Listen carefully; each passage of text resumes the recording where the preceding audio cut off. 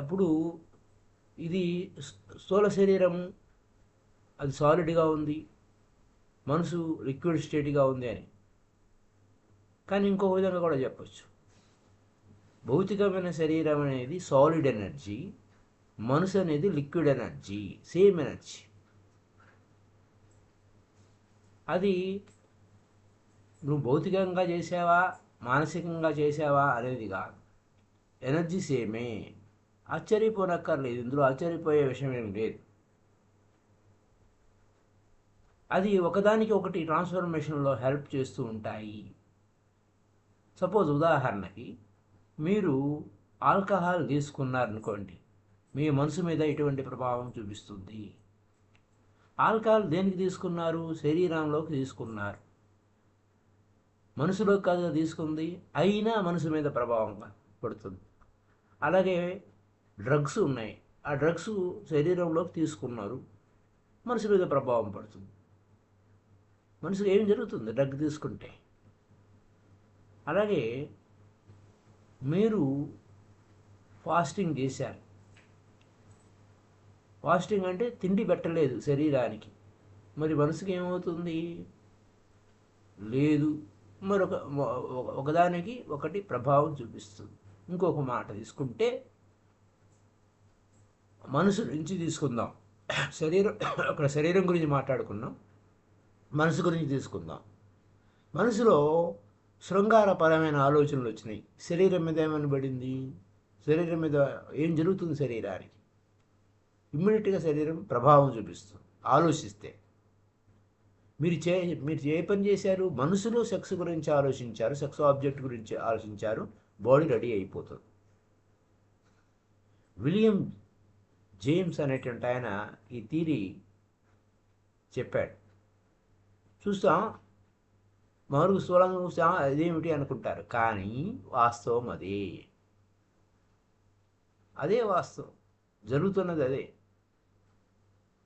ఒకవేళ భయపడింది మనసులో భయపడతాం, కానీ శరీరం మీద భయంతో మీరు పరిగెడతారు. శరీరం అలాగే కోపం వచ్చింది, కళ్ళు ఎర్రబడుతూ ఉంటాయి. అలాగే కోపంతో మీ శత్రువుని కొట్టిన వాళ్ళు కొడతారు, ఇలా కూడా జరుగుతుంది. సో ఇలా పరిగెట్టడం కానీ, మనసులో ఫీలింగ్ లేకపోతే, భయం అనే ఫీలింగ్ ఉంటే శరీరం ఏమవుతుంది? పరిగెడుతుంది. అలాగే కళ్ళు ఎర్రబడుతూ ఉంటాయి, శత్రువుని కొడుతూ మొదలు పెడతారు ఆపోజిట్గా. సో ఆపోజిట్ ట్రై చేయండి. అది ఆపోజిట్ ట్రై చేస్తే ఏంటంటే, మీ శరీరం మీద ఎటువంటి ప్రభావం చూపకుండా మీరు కోపాన్ని తెచ్చుకోవాలి. కోపం ఉండాలి, కరెక్టే. మీ శరీరం మీద ఏం ప్రభావం కనపడకూడదు, శరీరంలో ఎటువంటి మార్పు కనపడకూడదు, ఎఫెక్ట్ అవ్వకూడదు మీ కోపం. ట్రై చేస్తే మీకు కోపం రాదు. జపాన్లో చిన్నపిల్లల నుంచి కోపాన్ని ఏ విధంగా కంట్రోల్ చేసుకోవాలో అనేది చెప్పారు. చిన్నపిల్లల నుంచి టీచింగ్ చేస్తారు. మీకు ఎప్పుడైనా కోపం వస్తే మీరేమి చేయొద్దు, కోపాన్ని కూడా ఏమనొద్దు. డీప్ బ్రీత్ తీసుకోండి, శ్వాసను గాఢంగా లోపలికి తీసుకోండి. పిల్లలప్పటి నుంచే నేర్పిస్తారు వాళ్ళకి. Deep breath, taking deep breaths, లోపలికి గాఢమైన శ్వాస లోపలికి తీసుకోవడం. మీరు కూడా ట్రై చేసి చూడండి, మీకు కోపం రాదు. ఎందుకంటే మీరు శ్వాసను గాఢంగా లోపలికి తీసుకున్నారు. కోపం రాదు మీకు. కోపం ఎందుకైనా రాదు? కోపానికి సపరేట్ శ్వాసలు కావాలి. కోపం అసాధ్యమవుతుంది. కోపం వచ్చినప్పుడు మీరు శ్వాసలు గాఢంగా లోపలికి తీసుకుంటే కోపం రాదు. 2 కారణాలు: డీప్ బ్రీత్ తీసుకుంటున్నారు, కోపానికి సపరేట్ పార్ట్ దాని రిథం వేరు, దానికి శ్వాస ఆడే విధానం వేరుంటుంది కోపంలో. దానికి కావాల్సిన దానికి అందివ్వటంలా మీరు ఆ శ్వాసలని మీరు సపరేట్గా శ్వాసను ప్రయత్నం చేశారు. అంచేత కోపానికి కావలసినటువంటి ఆ లయ అందలేదు దానికి, అంచేత కోపం రాదు. ఎందుకంటే కోపం వచ్చినప్పుడు ఆ శ్వాసలు చాలా వేగంగా, ఇంకా వేగంగా బాగా వేరే విధంగా ఆడుతూ ఉంటాయి కోపంలో. సో మీరు డీప్ బ్రీత్ తీసుకున్నప్పుడు కోపం బయటికి రాదు. మీరు కాన్షియస్గా తీసుకోవాలి ఆ బ్రీత్లేమో, కాన్షియస్గా ఎరుకుతో. If you are consciously taking deep breath, then anger cannot express itself. ఇంకా కోపానికి బలం రాదు. దానికి డిఫరెంట్ బ్రీతింగ్ అలౌ చేయాలి. అలౌ చేయరు, మీరు చేయాల్సిన అవసరం లేదు. అయితే అలా కాకుండా మీరు అలా చేయలేదు, డీప్ బ్రీతింగ్ చేయలేదు అనుకోండి, అప్పుడు కోపం ఇంకా హ్యాపీగా దాని బయటికి అది వచ్చేస్తుంది. డీప్ బ్రీతింగ్ వలన కోపం అనేది రాదు. రెండో పాయింట్, మైండ్ షిఫ్ట్ అయిపోతుంది. మీకు కోపం రావాలంటే మైండ్ పనిచేయాలి. అక్కడ ఈ శ్వాసలో బాగా డీప్గా తీసుకున్నప్పుడు డీప్ బ్రీత్లో మైండ్ పనిచేయదు, షిఫ్ట్ అయిపోతుంది. మీకు కోపం ఫీల్ అవ్వగానే మీరు ఏం చేశారు? డీప్ బ్రీత్ తీసుకున్నారు, మైండ్ షిఫ్ట్ అయిపోయింది. కోపం మీద నుంచి బ్రీతింగ్ వైపు. బ్రీతింగ్ ఏం చెప్పారు? లోపలికి ఆడంగా తీసుకోమన్నారు లోపలికి అని చెప్పి మనసు అటువైపు వెళ్ళింది, కోపం మీద లేదు. అప్పుడు అక్కడ body is not in a state to be angry. కోపం అంటే ఆ కోపం యొక్క ప్రభావం దాని మీద పడదు. మైండ్ షిఫ్ట్ అయిపోయింది కోపం నుంచి శ్వాస మీద, ఇంకా వేరే దాని మీదకి వెళ్ళిపోయింది. కాబట్టి కోపం రావడం అనేది అసాధ్యంగా మారిపోతుంది, కష్టమవుతుంది. అంచేత ఈ భూమి మీద జపాన్ వాళ్ళంతా కంట్రోల్గా, మోస్ట్ కంట్రోల్ పీపుల్ అన్నమాట, ఇంకెవరు లేరు. ఈ యొక్క ట్రైనింగ్ ఎక్కడి నుంచి? చిన్నప్పటి నుంచి ఆ ట్రైనింగ్ ఇచ్చారనమాట. అది అక్కడున్న విషయం. ఇది ఇంకెక్కడ జరిగిన సంఘటనలు జపాన్లో జరుగుతూ ఉంటాయి. జపాన్లో ఒకరోజు ఏం జరిగిందంటే, ఈవెన్ ఇప్పుడు కూడా ఇలాగే జరుగుతూ ఉంటాయి, కానీ ఇప్పుడు అక్కడక్కడ జరుగుతూ ఉండొచ్చు. జపాన్ అనేది ఏంటంటే లెస్ అండ్ లెస్ జపనీస్. ఇంకా జపాన్ వాళ్ళు జపానీ పద్ధతులని క్రమక్రమంగా వదిలేస్తున్నారు, ఎందుకంటే వెస్ట్రన్ కల్చర్ వచ్చేసింది కాబట్టి. ట్రెడిషనల్ మెథడ్స్ అవన్నీ కూడా వారు పోగొట్టుకుంటున్నారు, జరుగుతుంది. కానీ అప్పుడప్పుడు అక్కడక్కడ ఇలాంటివి జరుగుతూ ఉంటాయి. ఒకసారి ఓషో గారి స్నేహితుడు ఒక ఊర్లో ఉన్నారు, కొయోటో అనే ఊర్లో. ఆయన లెటర్ రాశారు. ఒక విచిత్రమైన సంఘటన జరిగిందండి ఓషో గారు, నేను అందుకోసం ఈ సంఘటన చాలా బ్యూటిఫుల్గా అనిపించింది, అందుకోసం మీకు లెటర్ రాస్తున్నాను. నేను వెనక్కి వస్తున్నప్పుడు ఒకసారి ఏమైందంటే, ఐ వాంట్ టు అండర్స్టాండ్ అసలు ఎలా జరుగుతుందో, అసలు ఎందుకు జరుగుతుంది ఇలాగా, వీళ్ళకి ఏమైంది అని చెప్పి మిమ్మల్ని పర్సనల్గా అడుగుతాను, కానీ ఇప్పుడు లెటర్ రాస్తున్నాను. ఒక ట్రక్కు ఏమైందంటే, ఒక కారు వచ్చి ఒక అతన్ని గుద్దిందట. గుద్దితే ఏమైంది, అతను పడిపోయి లేచి నుంచుని ఆ డ్రైవర్కి థ్యాంక్స్ చెప్పి వెళ్ళిపోయాడట, గుద్దినందుకు. చూడండి ఎలా ఉందో. హీ థ్యాంక్డ్ ద డ్రైవర్కి థ్యాంక్ యూ. పడిపోయాడు, అలా సడన్గా తాకింది అతన్ని, పడిపోయాడు. గుద్దడం మరి చచ్చిపోయేంతగా గుద్దడం కాదు, జస్ట్ అలా పడిపోయినప్పుడు తాకడం, పడిపోవడం, కింద పడ్డాడు, లేచాడు, నుంచున్నాడు, థ్యాంక్ యూ అని చెప్పి చక్కగా నడిచి వెళ్ళిపోయాడు. ఈ జపాన్లో ఇది అంత కష్టమైంది కాదు. ఎందుకని? అతను కొన్ని ఫ్యూ బ్రీత్ తీసుకున్నాడు, లోపలికి బాగా బ్రీత్ తీసుకున్నాడు. ఆ బ్రీత్ శ్వాసను గాఢంగా లోపలికి తీసుకోవటం వలన అది సాధ్యం అవుతుంది. ఎందుకంటే you are transformed into a different attitude. సరైన యాటిట్యూడ్, సరైన దృక్పథం వైపుకి వెళ్ళారు. ఆఖరికి నేను చంపడానికి వచ్చిన వ్యక్తి కూడా థ్యాంక్స్ చెప్పే సిచ్యువేషన్కి వెళ్ళిపోయారు. Who has already tried to kill you, అంతే కదా. అతను ఏంది గుద్దితే కొంచెం స్పీడ్గా గుద్దినానికి చచ్చిపోయేవాడు, కానీ వాడికి కూడా థ్యాంక్స్ చెప్పాడు. జపాన్లో ఇది సాధ్యమే. ఫిజియోలాజికల్ ప్రాసెస్సు, సైకాలజికల్ ప్రాసెస్సు అనేవి రెండు కాదు. మనసు సంబంధించిన ప్రాసెస్, శరీరానికి సంబంధించిన ప్రాసెస్ అనేవి రెండు కావు, రెండు ఒకటే. ఒకదాని మించి బిగిన్ చేస్తే రెండో దానికి ఎఫెక్ట్ అవుతుంది. అది ఏ సైన్స్ అయినా చెప్తుంది. ఉదాహరణకి తంత్ర డీప్గా శరీరం మీద ఆధారపడి ఉంటుంది. తంత్ర believes deeply in the body. అదే ఫిలాసఫీ అనుకోండి, అదంతా గాలి పోగేసుకొని చెప్పినటువంటి మాటలు మాటలు మాటలు మాటలు మాటలు ఆ ఫిలాసఫీలో. దానికి అందుకోసమే శుష్క వేదాంత తమో భాస్కరము. వేదాంతం శుష్కంగా, వేదాంతం కబుర్లు బాగా ఉంటాయి. శుష్కం అంటే నిష్ప్రయోజనం.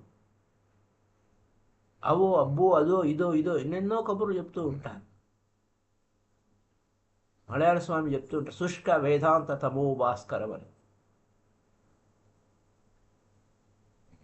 ఎందుకంటే నీ తమస్సు, నీ లేజినెస్ పోగొట్టుకోకుండా నీకు ఆ సూర్యుడు, నువ్వు ఆ నిద్రలోనే ఉంటావు, నువ్వు మాటల్లోనే ఉంటావు, ఊరికి ఒట్టి మాటలు చెప్తూ ఉంటావు, గాలి మాటలు చెప్తూ ఉంటావు, ఏ పని చేయవు. అది ఫిలాసఫీ. ఎన్నో గొప్ప గొప్ప మాటలు మాట్లాడతారు, పని విషయంలో మాత్రం వెనక అదనమాట. సో సైంటిఫిక్ అప్రోచ్ అనేది శరీరం నుంచి మొదలవుతుంది.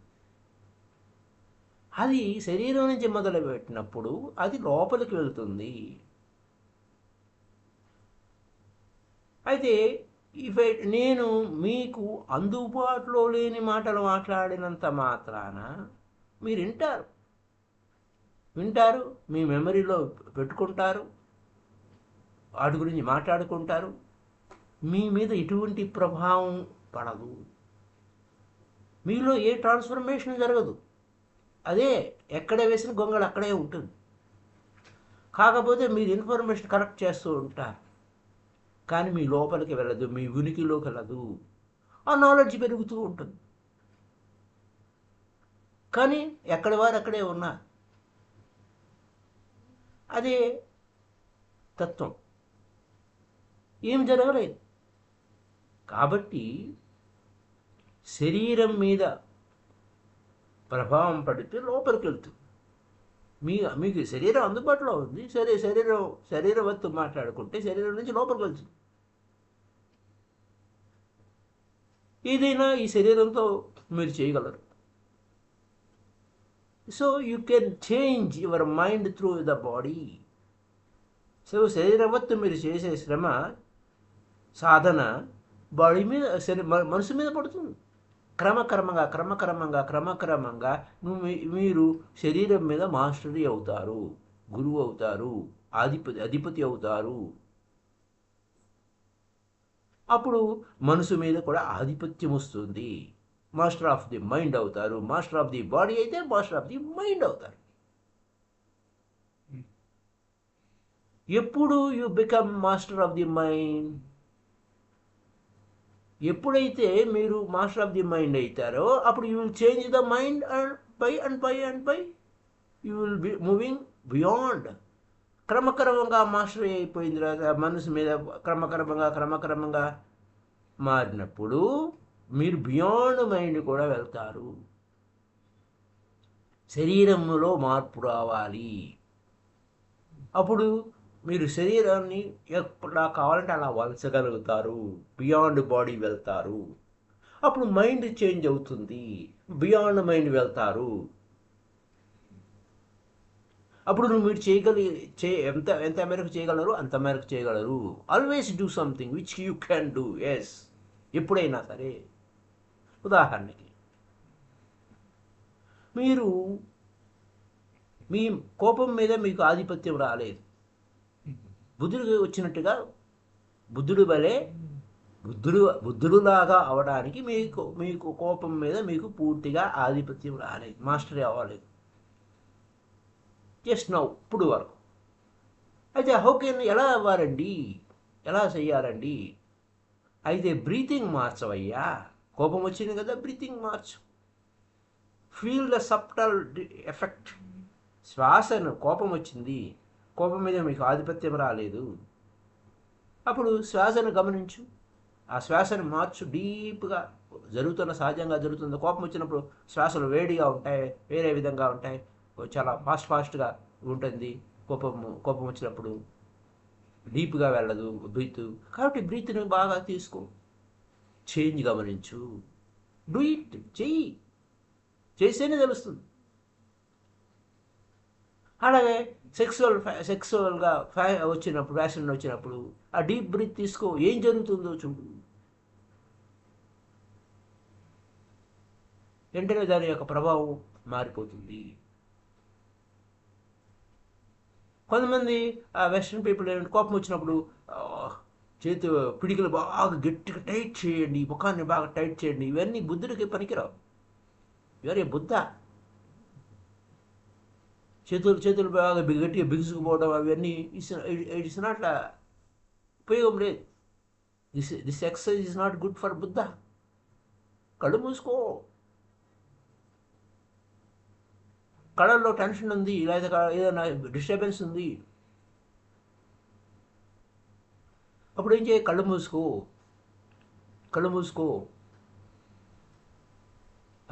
అనీజీగా ఉంది, కళ్ళు మూసుకో. Close your eyes. అనే టెన్షన్ గురించి ఏమి ఇదవద్దు, రిలాక్స్ అయిపో. అయితే నువ్వు కళ్ళు బలవంతంగా మూసుకోవచ్చు, కానీ టెన్షన్ అలానే ఉంటుంది. బలవంతంగా మూసుకోవద్దు, రిలాక్స్గా మూసుకో. కళ్ళు బాగా అలసిపోయినాయి అయినా కానీ నువ్వు అనీజీగానే ఉంటావు. కానీ relax the face, relax the ice. ముఖాన్ని రిలాక్స్గా పెట్టుకో. కళ్ళు మూసుకో, ముఖాన్ని రిలాక్స్గా పెట్టుకో. కళ్ళు రిలాక్స్ అయిపోవాలి, అప్పుడు కళ్ళు మూసుకో. కళ్ళు తనంత తాను మూతలు పడిపోవాలి, డైరెక్ట్గా మూయటం కాదు. కళ్ళు తనంతట తాను మూతలు పడిపోవాలి, రిలాక్స్గా. Feel relax. కళ్ళు అలా రిలాక్స్గా విశ్రాంత స్థితిలో కళ్ళు తనంతట తాను కనురెప్పలు అలా మూతపడిపోవాలి, తనంతట తానుగా. ఫోర్స్ చేయొద్దు, ఫోర్స్ చేయడం మంచిది కాదు. డిఫరెన్స్ కనిపెట్టండి. ఇదంతా ఏంటి, దేనికోసం చెప్పుకుంటున్నామంటే డిఫరెన్స్ ఏంటి, కళ్ళు సడన్గా మూసుకుంటే డిఫరెన్స్ ఏంటి, కళ్ళు నెమ్మదిగా రిలాక్స్ అయిపోయి బాడీ రిలాక్స్ చేసుకొని కనురెప్పలు తనంత తాను మూతపడితే ఎలా ఉంటుంది. మొత్తం ఫేస్ అంతా కూడా ఓల్ ఫేస్ బికమ్ టెన్షన్లో ఉన్నప్పుడు, టెన్షన్లో ఉందా చూడండి, స్ట్రెయిన్ అవుతుంది. బలవంతంగా కళ్ళు మూసుకుంటే ఏం జరిగింది? అలా కాకుండా అలా ఉంది, అలా కూర్చో, రిలాక్స్ కూర్చో. ముఖం ఎలాగో ఉంది, ఏం కళ్ళు తొందరపడి మూసుకోవద్దు, రిలాక్స్ అయిపో ఫస్ట్, అప్పుడు కళ్ళు మూసుకుని చూడు. అలా ఏదో ఇబ్బందిగా ఉండేది, టెన్షన్లో ఉన్నప్పుడు కళ్ళు బలవంతంగా మూసుకున్నప్పుడు ఎలా ఉంది, అలాగే ఉంటుంది. ఆ యుద్ధం అలానే జరుగుతుంది లోపల. కాకపోతే కొంచెం ముందు రిలాక్స్ అయిపోయి రిలాక్స్గా ఉన్నప్పుడు ఏంటి డిఫరెన్స్, ఏంటి వాట్ హ్యాపెన్, అది మీ అంతటా మీరు చేస్తేనే ఈ విషయం మీకు అర్థమవుతుంది. కాబట్టి విషయాలను ఏమి వడబోయొద్దు, డిఫరెన్స్ చూడండి. అప్పుడు మీరు దాంట్లో మీ అలసట ఎలా ఉంది ఏమిటి అని. ఇంకా అప్పుడే అలా చేసిన తర్వాత మీరేం చేయాలి? ఆ రెండు కళ్ళు మూసుకోండి. ఫేస్ రిలాక్స్ అయిపోయిన తర్వాత రెండు కళ్ళు మూసుకోండి. సో అప్పుడు ఎవ్రీథింగ్ బికమ్ డార్క్. అంతా చీకటిగా అనిపిస్తుంది, మీ చుట్టూ కూడా చీకటిగా ఉన్నట్టు అనిపిస్తుంది. అయితే ఆ చీకటిని కూడా మీరు ఊహించుకోవచ్చు వివిధ రకాలుగా. ఆ డీప్ డార్క్ నైట్ ఎలా ఉంటుందని ఊహించుకోవచ్చు, ఫీల్ అవ్వచ్చు, డార్క్నెస్ ఊహించుకుని. అప్పుడు ఏమవుతుంది, ఆ డార్క్నెస్లో మీ కళ్ళు మూమెంట్ ఆగిపోతుంది. ఇందాక ర్యాపిడ్ ఐ మూమెంట్ గురించే కదా స్టోరీ. ఇంకేం కనపడదు, ఇంకా చీకట్లో ఏం కళ్ళు కనపడతాయి, కనపడదు. అప్పుడు ఏమవుతుంది, కళ్ళు అటు ఇటు కదలడం మానేస్తాయి, ఆ డార్క్నెస్లో ఉండు. అలా చేయలేవా? నువ్వు ఊహించుకోలేవా? అయితే గదిని చీకటి చేసుకుని కూర్చో, కళ్ళు తెరువు, ఆ చీకటిని చూడు, ఆ తర్వాత కళ్ళు మూసుకో, ఫీల్ అవ్వు డార్క్నెస్ని, మళ్ళీ కళ్ళు తెరువు, మళ్ళీ డార్క్నెస్ని ఫీల్ అవ్వు, మళ్ళీ కళ్ళు మూసుకో, మళ్ళీ లోపల ఫీల్ అవ్వు ఆ డార్క్నెస్ని, కళ్ళు మూసుకుని లోపల ఫీల్ అవ్వు. ఆ డార్క్నెస్, ఆ చీకటి డీప్ రిలాక్సేషన్ తీసుకెళ్తుంది. డార్క్నెస్ అవుట్ సైడ్ ఉంది, ఇన్సైడ్ ఉంది. ఇంకేముంది? చీకట్లో నువ్వు చేసేది ఏముంది? బయట ఉంది, లోపల ఉంది. Everything is dead, dark and dead. అది ఆ డార్క్నెస్, ఆ మరణము అంతా ఒకటే, ఒకదానికి కూడా సంబంధం ఉంది. అయితే అందుకోసం మరణానికి ఇది ఏంటి, డార్క్ సింబల్ వేస్తారు. All over the world death is painted as black. అందుకోసం ఆ డార్క్నెస్ అంటే జనాలు భయపడుతూ ఉంటారు. అయితే ఇక్కడ మెథడ్ ఏంటంటే డార్క్నెస్ని ఫీల్ అవ్వాలి, ఆ డార్క్నెస్ని ప్రేమించాలి, లోపల లోపల లోపల లోపల ఫీల్ అవ్వాలి, ఇన్సైడ్. సో ఫీల్ అయ్యే బాగానే ఉంది.